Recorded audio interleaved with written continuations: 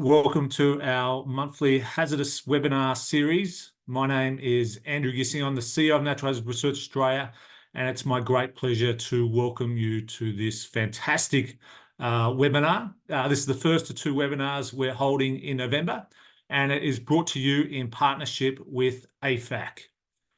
We'll be hearing today from two Canadian experts and one expert from Australia about what Australia can learn from Canada's recent devastating fire seasons. And we're incredibly lucky to have these guests with us today.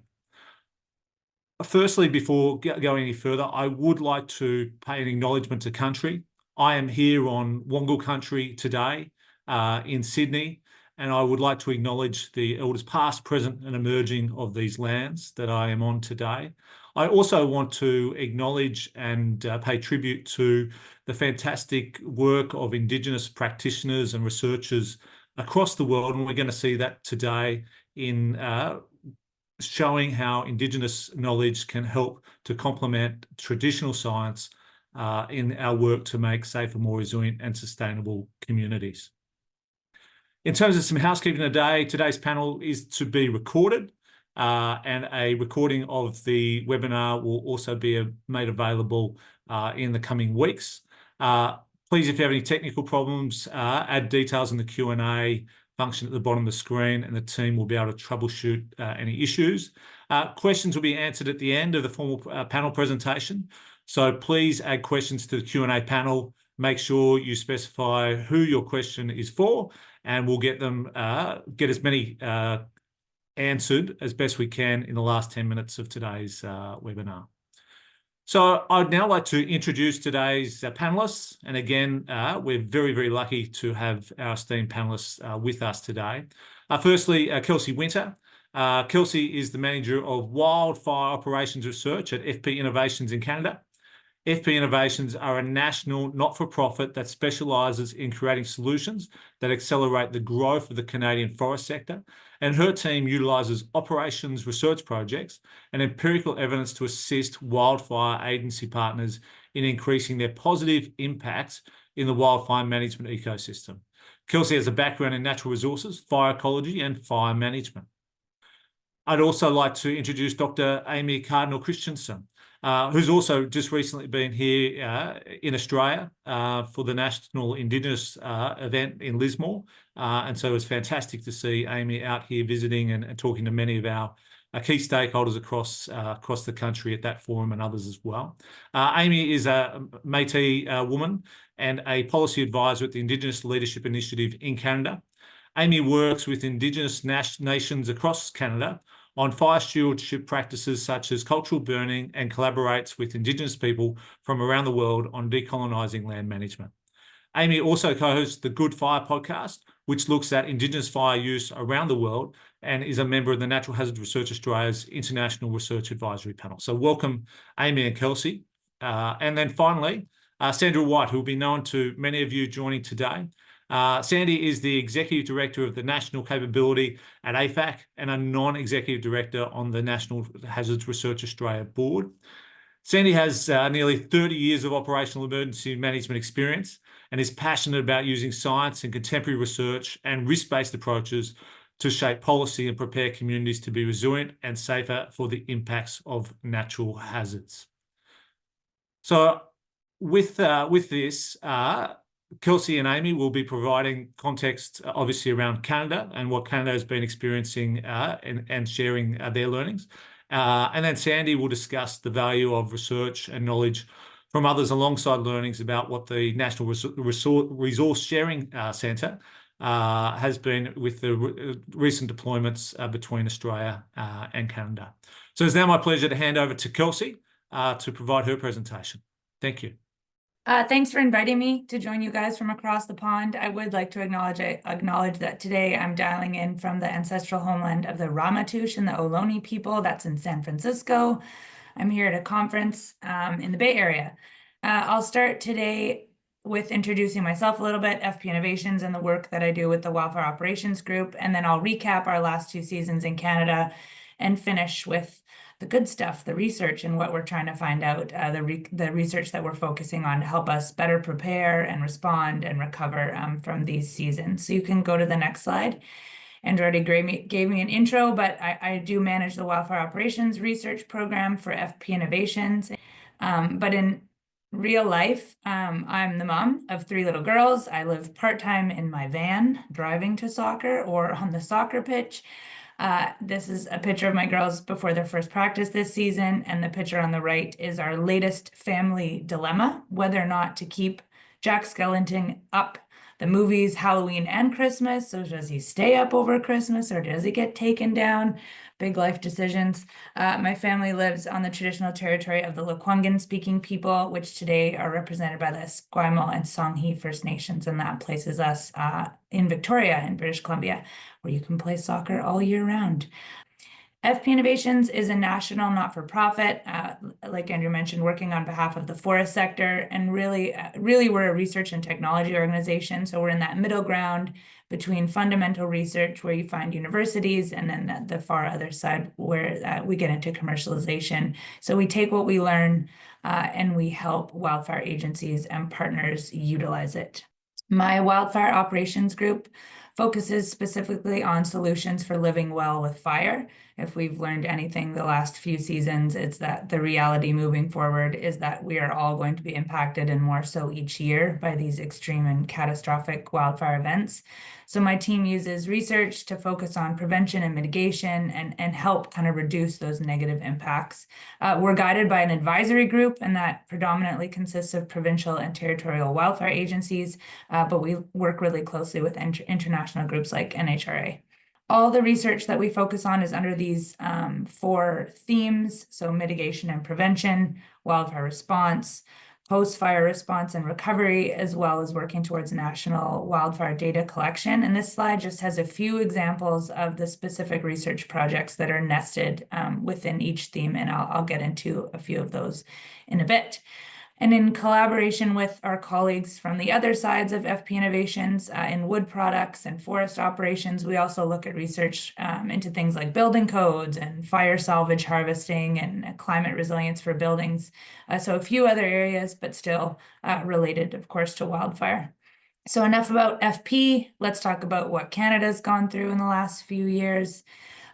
There's a couple phrases that are most commonly associated with our last 2 seasons.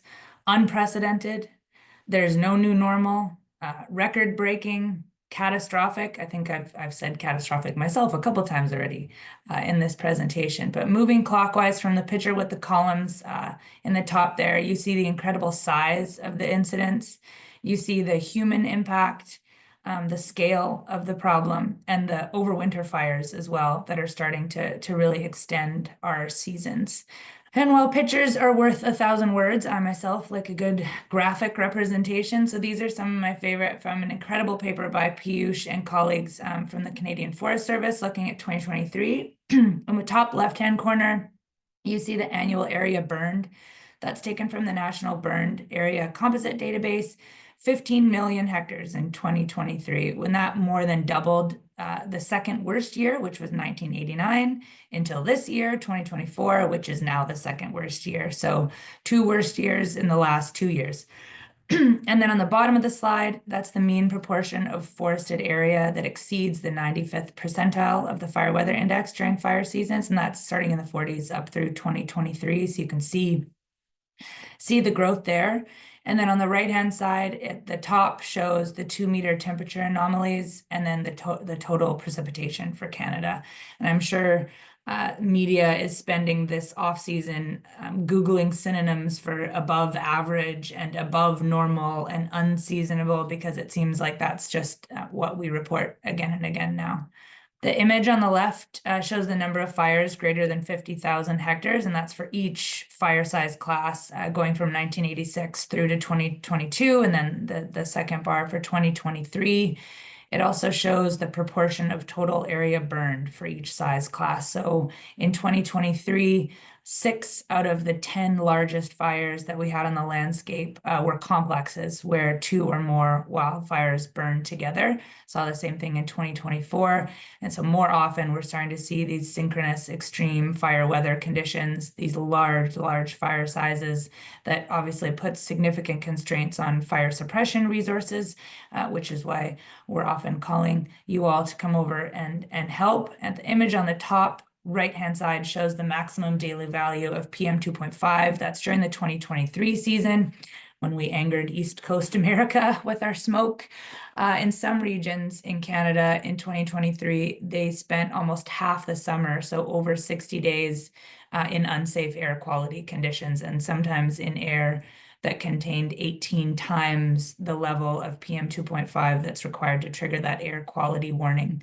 And then the bottom image shows the number of annual evacuation orders and evacuees going from the 80s through to 2023. More than 350 communities evacuated over the last 2 seasons, many of them more than once. This is a crazy statistic for us, at least in Canada. In 2023 alone, every province and territory across Canada, so the equivalent of your states, had evacuations due to wildfire, except for one. So pretty dramatic impacts coast to coast to coast.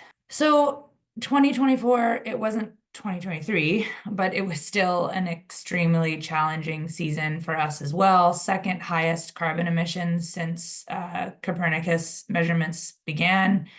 We saw hundreds of holdover fires, or what the media call zombie fires, more and more common as we see the boreal worm and that smoldering the peatlands, releasing, carbon that took hundreds of years to accumulate.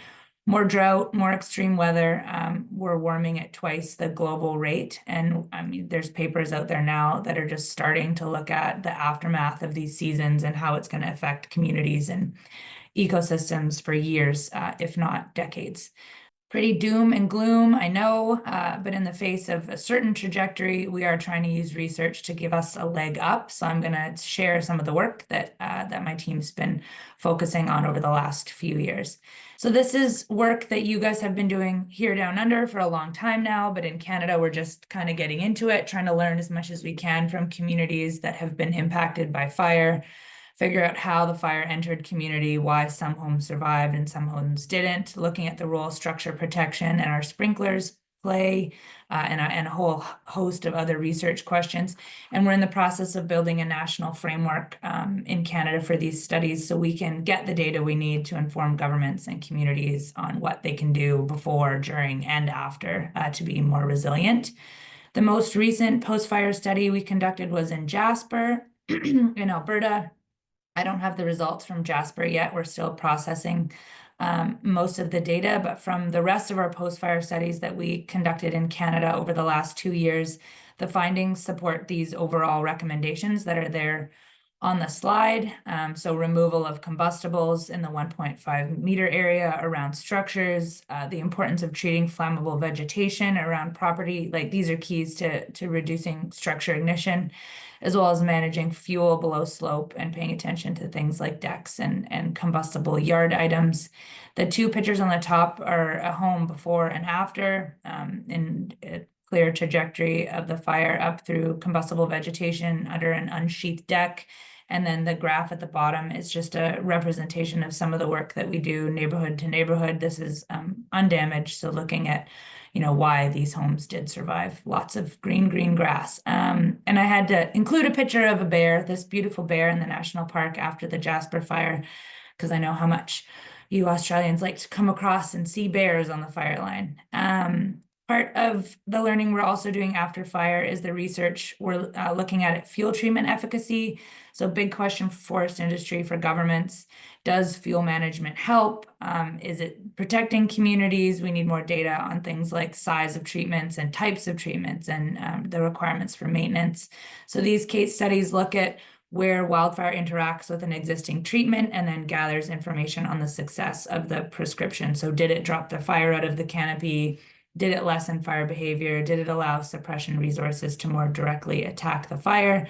And it gives us a better understanding of how treating the fuel around communities can influence interface fire events. And so something that we're continually working on whenever we have the opportunity. So in the same fuel space, we're also evaluating changes to the instant microclimate from fuel treatment. So in several eco-sites across Canada, trying to determine what impact these treatments are having on things like wind speed and moisture.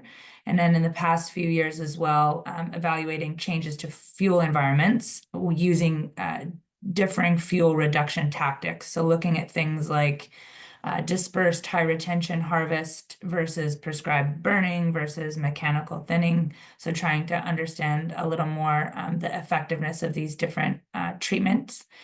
And last, kind of in this fuel research theme, we're also looking at how fire behavior is influenced by chipping versus pile and burn debris management. So looking at different volumes of chip debris or chip loading, and then testing these masticated fuel beds with live fire. Stepping away from fuel research, we also focus on detection innovation. So currently looking at building a platform for hosting detection metrics.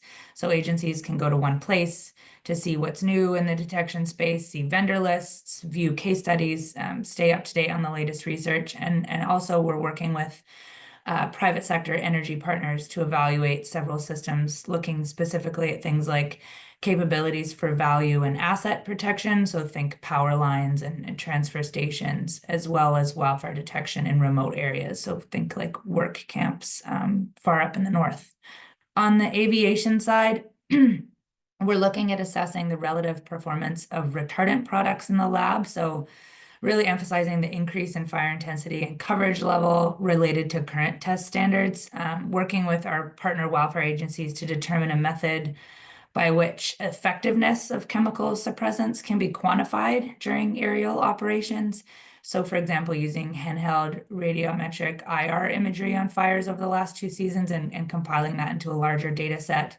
And we're also, the bottom pictures there on the slide, looking at the effectiveness of nighttime aerial suppression and how we can better manage that mixed airspace on the larger incidents moving forward. Last but not least, we are continuing to conduct research in our living labs. So these are sites that are owned by the province and territory and community, but they're managed in partnership with FPInnovations. And we used to be able to conduct large-scale experimental burns every 2 years, but that burn window is shrinking dramatically due to our lengthening fire season and the lack of really any off-season at all. But these labs let us extend that burning window, and they get us into fuel types that are representative of the country and allow us to burn at the percentiles where we really want to challenge those assumptions. So the top picture is from one of our sites in BC, British Columbia, and the bottom is from our site in Fort Providence, which is in the far north of the country. So I want to quickly acknowledge the Dega-Goche First Nation and Fort Providence Métis Council and the government of the Northwest Territories, because they heavily support the research that I'm sharing, this specific research here on this slide. The image on the left shows a fire smart village.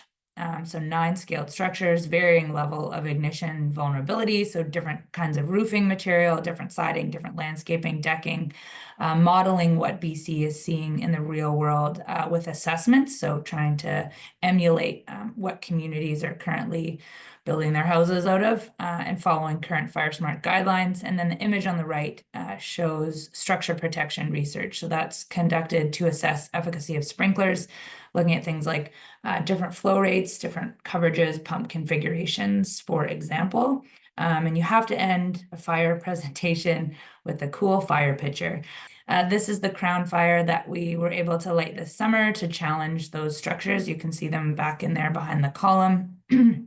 So this is the data from this experiment and several others that were conducted in conjunction with this fire. It's being processed and it will be available publicly soon.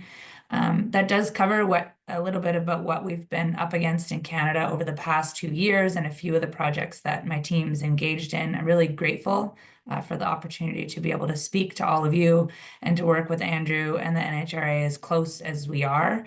I do think we learn a lot from each other, and we have to if we're going to survive more years like the ones we just did. So that's it. Very much enough of me talking. Thanks again. Thank you, Kelsey. I'll hand now to Amy. Okay, thank you. I think Via has my slides there.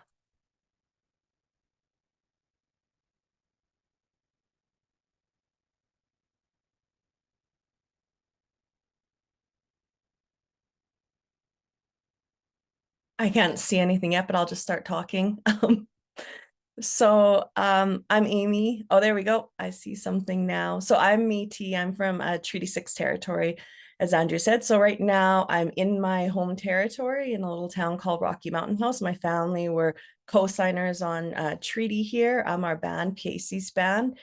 And so, yeah, I'm here to talk about the recent fire seasons from an Indigenous perspective. And so I work closely with Kelsey, so it's great to be able to present alongside her today. So just to chat about our last fire seasons, like when we were first asked to do this webinar, it was hard for us because it's like in the last 20 years, really, we've seen increased fire activity in Canada and a lot more communities being impacted. And one of the ways that we can study impacts is not by looking at areas burned, but rather communities that have been evacuated. And so we have a database when I was at the Canadian Forest Service that tracks wildfire evacuations. And we just recently published a paper in the International Journal of Wildland Fire looking at evacuations over the last 42 years. And so this just makes the point that Kelsey had, that evacuations in Canada are coast to coast to coast.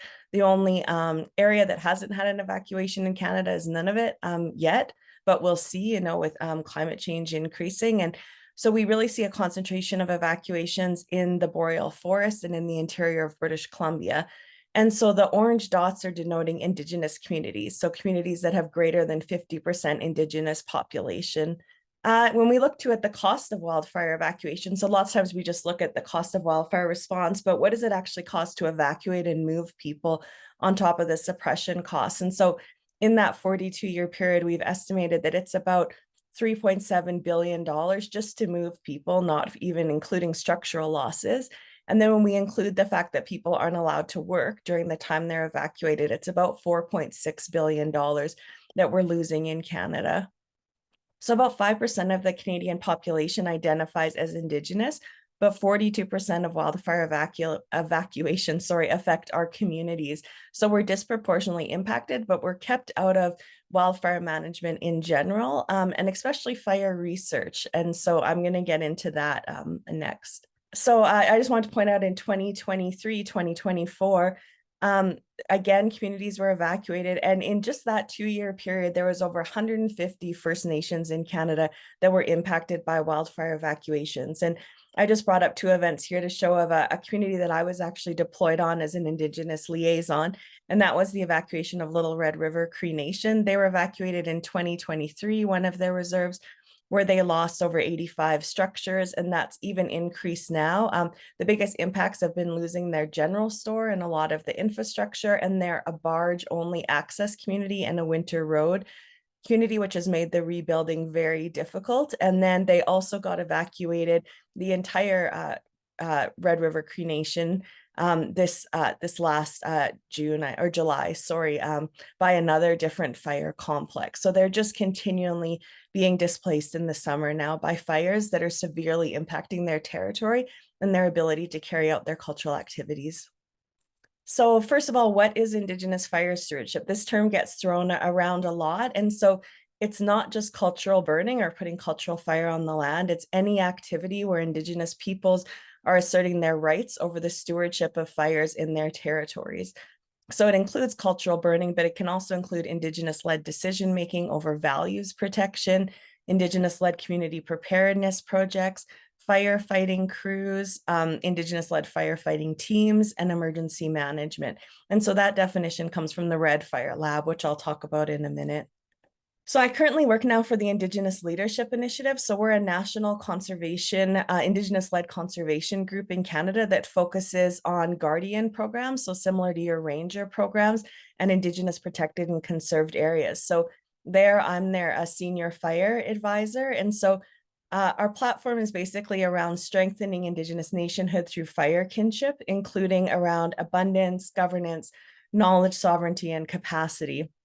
And so all of these aspects have research components. But the thing is, I'm always asking myself these existential questions, which make life fun. But what is research and who are the experts? and who should be able to do this work and who should be funded to do it. So at ILI, we're really promoting pilot projects that are community-led with community experts. So communities are developing their own fire guardian programs, looking at incorporating research and cultural values.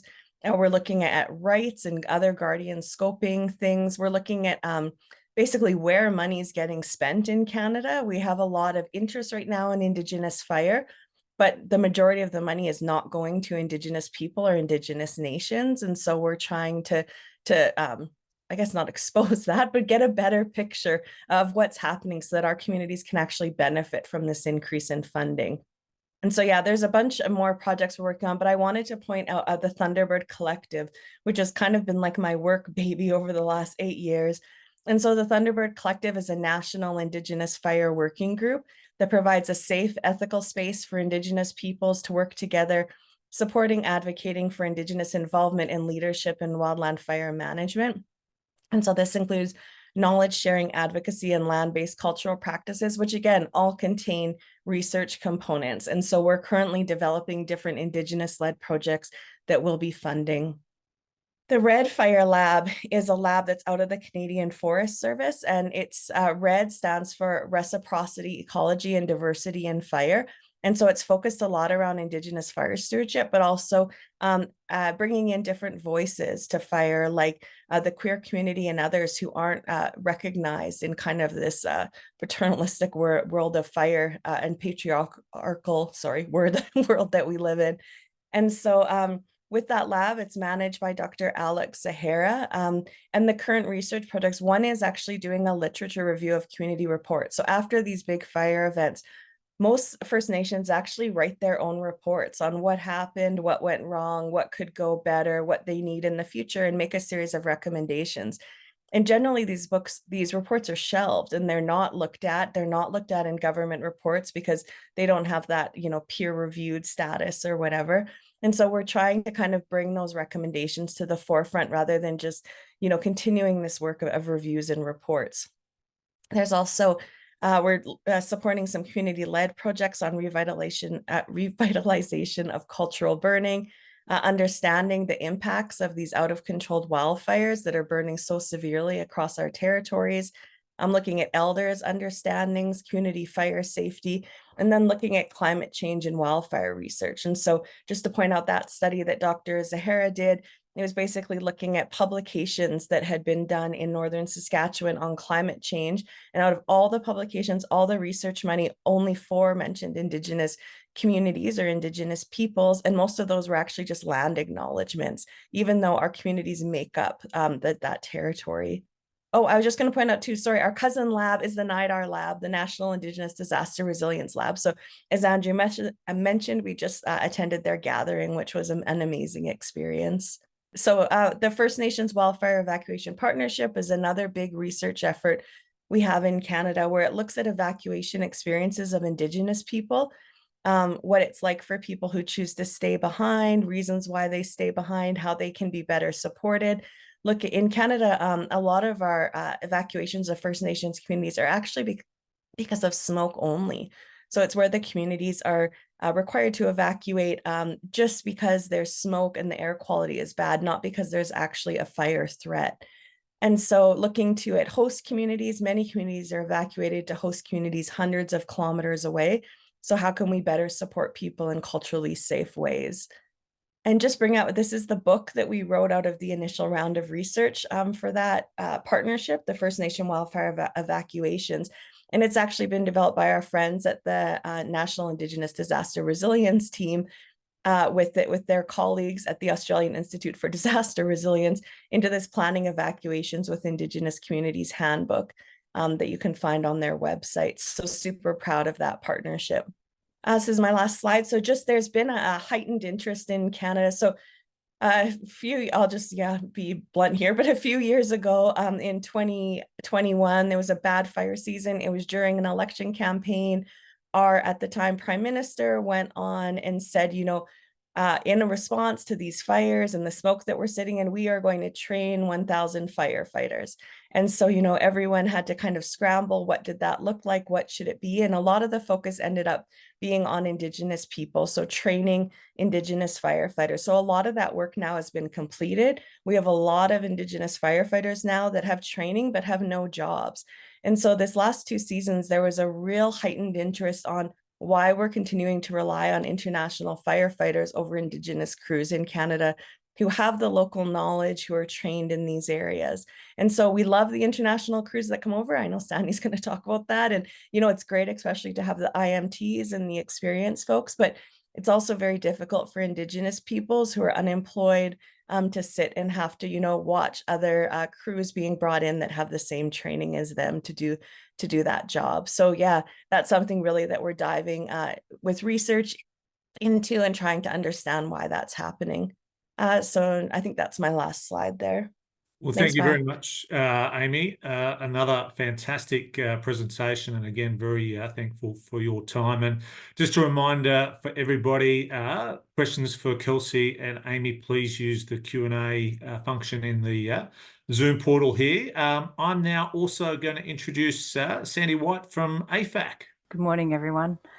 Real pleasure to be here just to talk about the lessons from Canada and what we've learned through the National Resource Sharing Centre.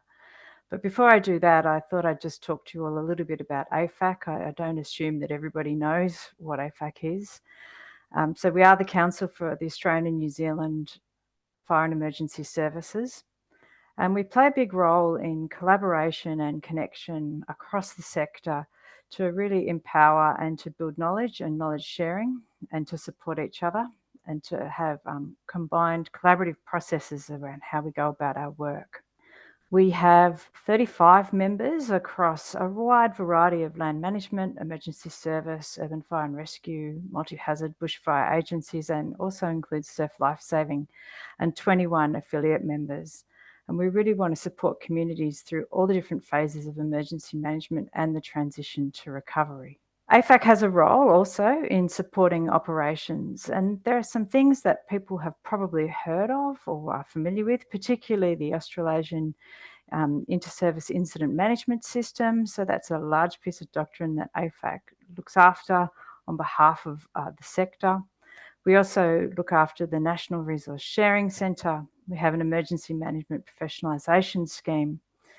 And we also have real tactical operational tools that we use to support, that we own and run on behalf of the sector as well. So including things like ARENA, which is the aerial firefighting dispatch software. And that's part of our National Aerial Firefighting Centre. We also have things like Spark, which is a fire behaviour tool, and we also help look after the Australian Fire Danger Rating System. Today, in light of thinking about Canada, I want to talk about how AFAC has a role in running the National Resource Sharing Centre and just explain that this is the operational arm of AFAC. It operates on behalf of the Commissioners and Chief Officers Strategic Committee, so from across Australia and New Zealand. It formally formed in 2016, and we look after resource sharing for interstate deployments around Australia for all sorts of different hazards, and New Zealand as well. But we also coordinate the North American continent wildfire deployments to US and Canada.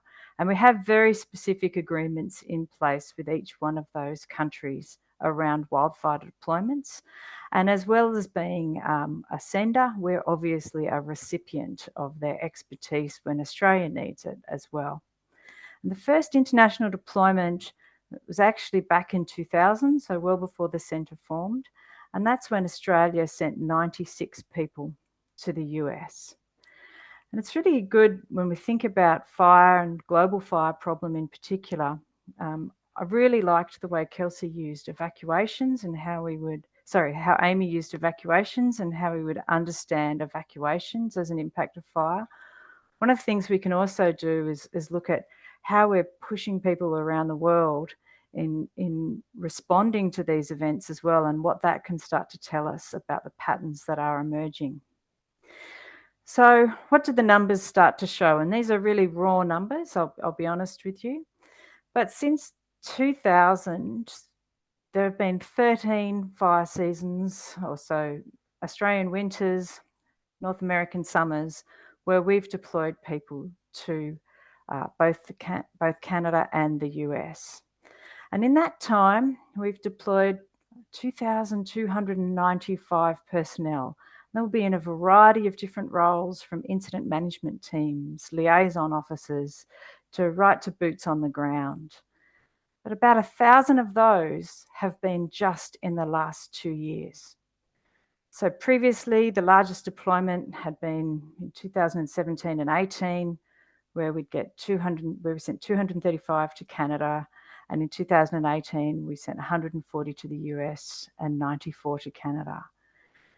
Obviously, 2023 was a huge year for Canada, and we sent 746 people to Canada. It's the largest deployment we've ever run over such a sustained period from Australia. And this year as well, it felt small in comparison to the previous year, but it was actually the second largest one we've ever run. And that was 383 people in total to both the US and to Canada. And what we're seeing is also the deployments are becoming more frequent. There used to be quite a few years gap between deployments, and obviously in some of that time we would be receiving people into Australia.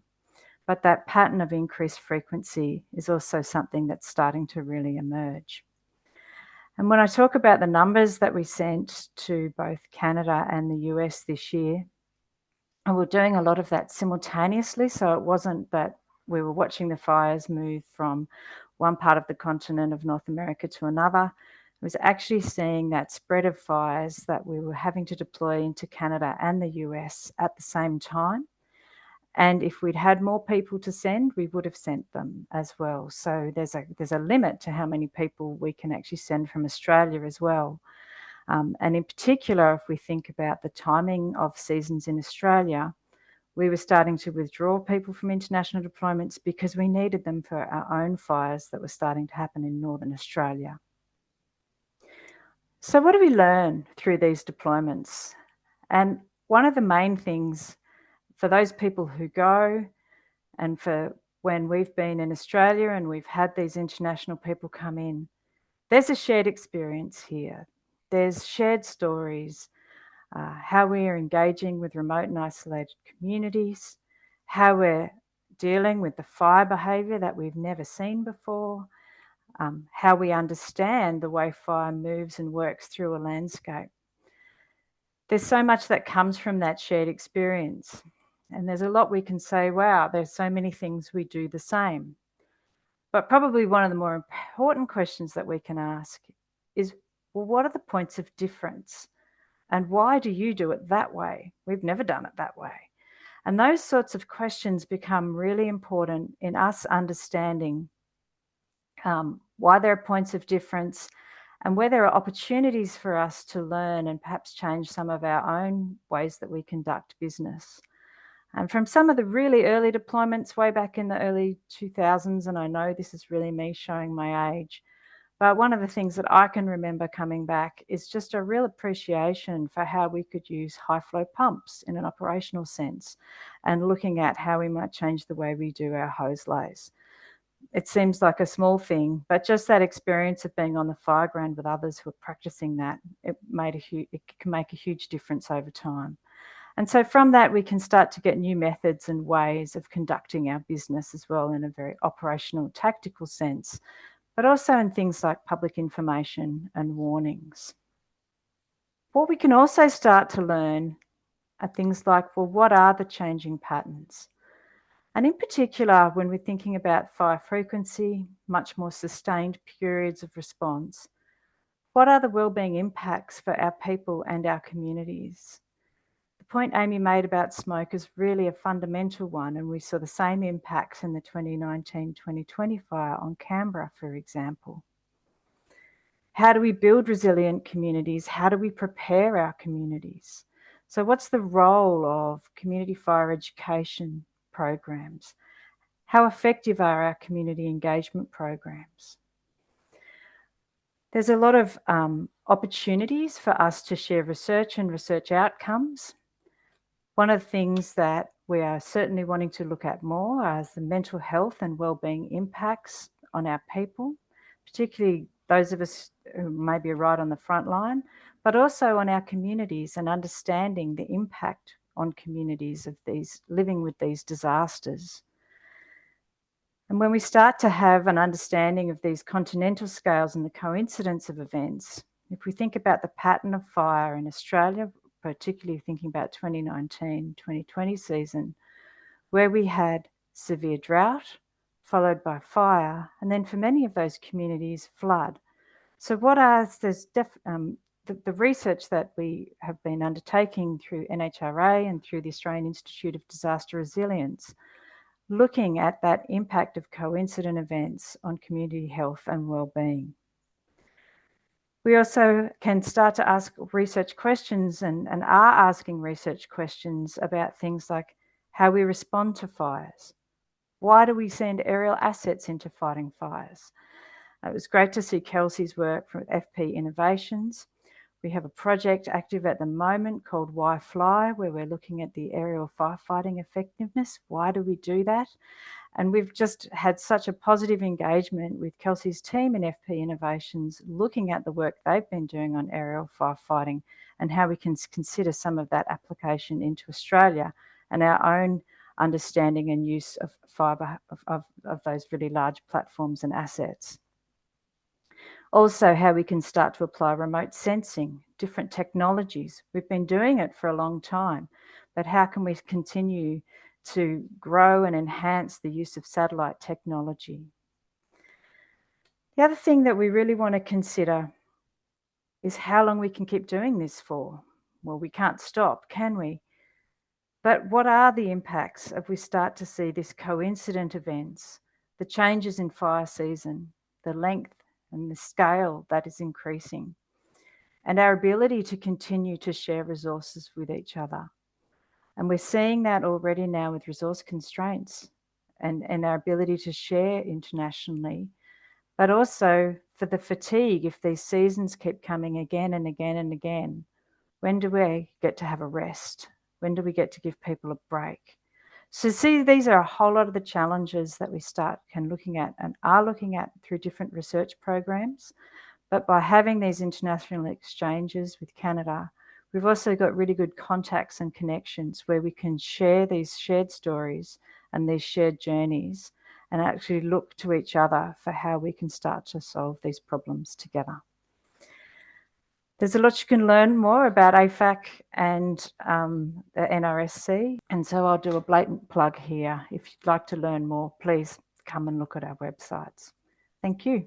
Thank you very much, Sandy. So we've got a few questions in the Q&A, which I'd like to bring to our speakers. I think Kelsey's already been busy in the Q&A to answer some of them as well, but I think there's one there which is particularly interesting. The first one there from Lawrence, Kelsey, that you've answered, but just to share the answer with other people there too. You shared some of the research there, which was interesting there about house loss. And Lawrence's question is, are flying embers from distant fires a significant cause of house ignition in Canada? You're not the only one with technological stuff, Sandy.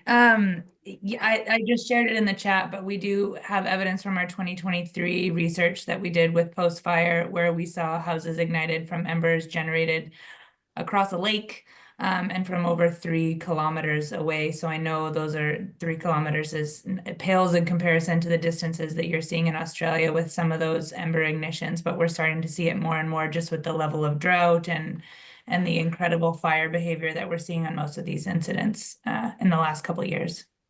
Thank you, Kelsey. And just to remind everybody, if you've got some more questions, put them there in the Q&A chat. I've got a question now for Amy. In fact, I'm going to combine 2 questions and sort of summarise them into one. These are a question there from Sharia and Steve Martin as well. So g'day to Sharia and Stephen. What do you see, Amy, as the key barriers for bringing First Nations fire knowledge and mitigation into fire management practices? And what policy changes would you then see to be able to integrate Indigenous knowledge more into fire practices in Canada and globally, because you've got that view as well? Yeah, thanks for the question. Sorry, it's getting darker for me and it looks like brighter for Sandy. So we're like opposite sides of the world.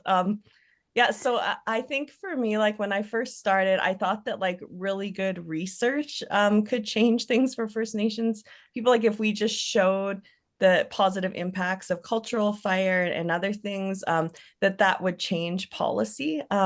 But what I've been seeing, and partly why I left, excuse me, my research job where I was solely focused on research, was because I think like in Canada, we've always only gained rights as Indigenous people through either collective action or Supreme Court decisions, to be honest. So I think what we're trying to do now is form kind of collective movements around fire where we're really pushing policy makers, and then also honestly having court decisions and stuff in our favor. We have in Canada UNDRIP that's just been recognized by the Canadian government, UNDA we call it, so the United Nations Declaration Act for Canada, which recognizes the right of Indigenous people to steward their land. And we feel that stewardship includes fire. And so that's one thing that we'll be pushing in that. And I mean, the research is helpful too, right? Because it shows us that we're doing the right thing, but we also need these other efforts as well to really push, because we're in such a colonial system in Canada where really power is to non-Indigenous people. Right, thanks, Amy. We've got a follow-up question for you as well. You're very popular here in the Q&A. And I found this interesting as well when you mentioned that a lot of the evacuations that are taking part in Canada were due to smoke and not directly due to fire. How do you assess the risk of smoke impact on communities, and are there decision tools? And perhaps too, just how's that sort of come about? The nature of that smoke is obviously a key determinant of evacuation. Yeah, great question. So I think we're trying to improve in Canada, but currently there is no determination, like no number. It's all just based on feelings and how much a community feels impacted and scared. And so lots of that honestly has to do with visibility and nothing to do with like PM 2.5 air quality or other things. And so one of the big things around visibility is that then, you know, to evacuate many of our remote communities, we need aircraft to come in. So the Department of Defense and other people to help. And so if the visibility is not good, if they can't land, then that determines like how quickly they'll try to evacuate a community and move them out of harm's way. So yeah, like I know that there are sensors being put in where we can better monitor air quality to help make better informed decisions about evacuation, but that's currently increasing. Like if you go on the Canada air quality map, you can see like most of the north has no readings because there's no measurements being done there, but there's partnerships now through research being developed. So hopefully we'll see that become much more informed, because the impacts of smoke evacuations are huge, especially when they're not necessary. Like people will be out of their house for months. Right, thanks, Amy. I've got a question now that's being directed to both Kelsey and Sandy.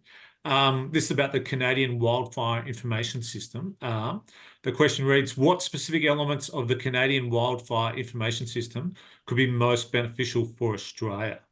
I can talk a little bit about it, Andrew.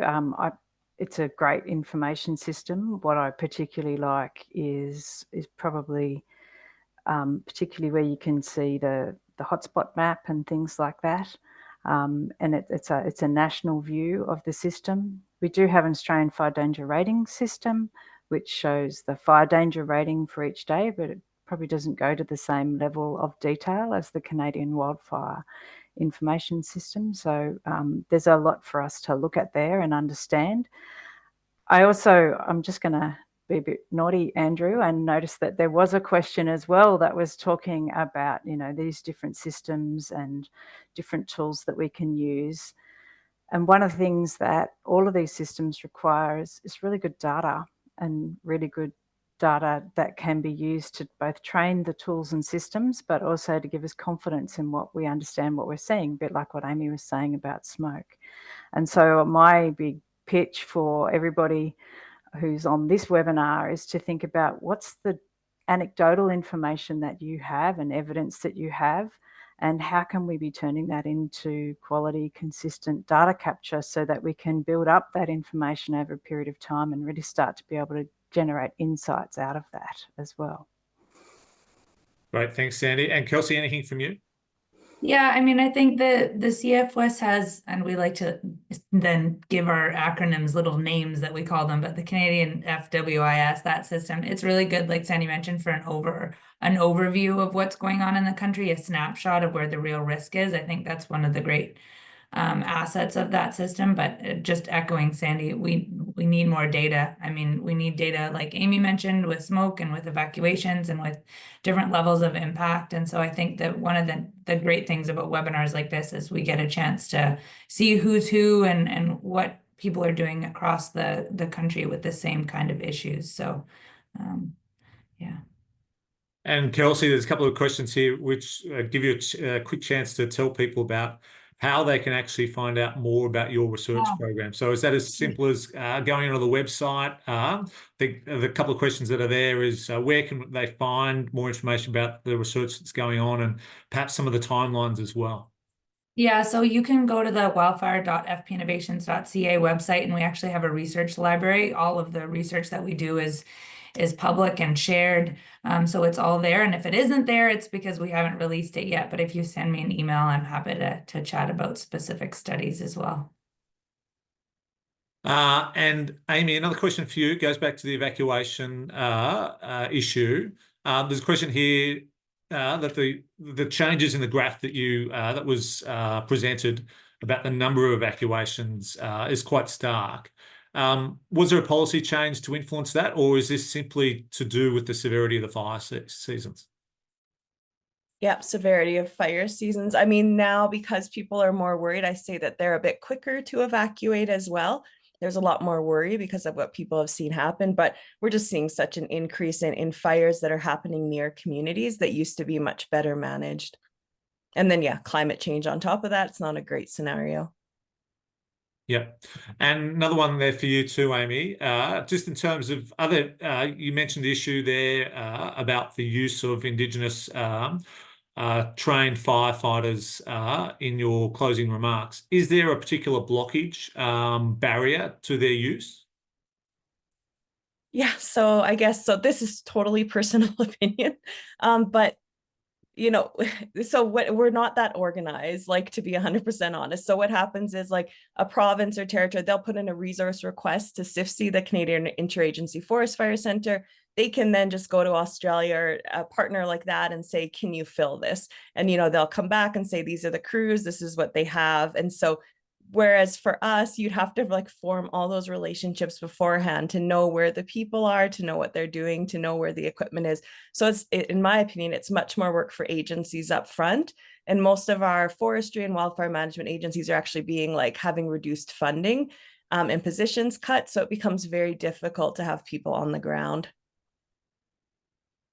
And with 3 minutes remaining, I'm just going to go to a final question, which I'll pose to each one of our panelists today. So you've got probably about 30 seconds, 45 seconds each to answer this question. I feel as though the term czar has came up a bit more frequently in the US election and post. So somebody's used the title czar here. So it suggests that if each of you was the fire czar, what would be your first big initiative, and what is the most important change that needs to be made?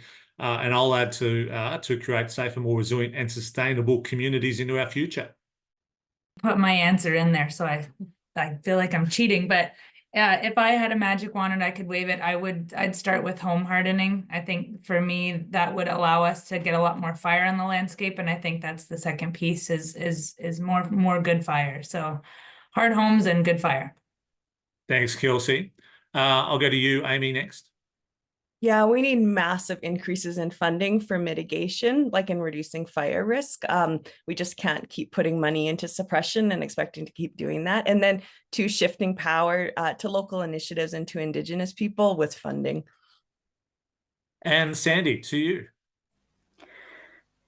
Thanks, Andrew. I'm going to take a very czarist response and say one of the most fundamental things I think we need to do collectively as a globe is to actually be really intentional in our efforts to reduce climate change and to reduce carbon emissions. We are tinkering around the edges in the face of a massive increase in global warming. And if we are not serious about addressing that, we will continue to tinker. That's probably me expressing my frustration, and having seen this over 30 years, then yeah, so I'm going to take that approach, Andrew. Excellent. Well, thank you, Sandy, and thank you also to Kelsey and Amy. So please join me in congratulating our panelists today on a great webinar. So just in closing, before everybody leaves, thank you to AFAC for partnering with us today on today's webinar. We've got a great, strong relationship with AFAC and all the various agencies that are part of AFAC, and we really appreciate the opportunity to run webinars like this with AFAC. Again, links to the webinar recording, presentation materials, and information about upcoming hazardous webinars will be sent to you in the next week or two. Make sure you also join us for our second webinar for November. It's on critical infrastructure and resilient lifelines in regional and remote communities. And that's on the 21st of November at 11 a.m. Eastern Standard Daylight Time. We also have an upcoming webinar on Cyclone Tracy and Asian tsunami in December, really looking at the lessons learnt from those events in contemporary times. For updates on everything about Natural Hazard Research Australia, sign up to our newsletter, follow us on social media, and go to our website, naturalhazards.com.au. Thank you again for all of you for joining us today, and we will see you next time for some great sharing of knowledge and exchange about research and science that builds safer, more resilient and sustainable communities. Thank you.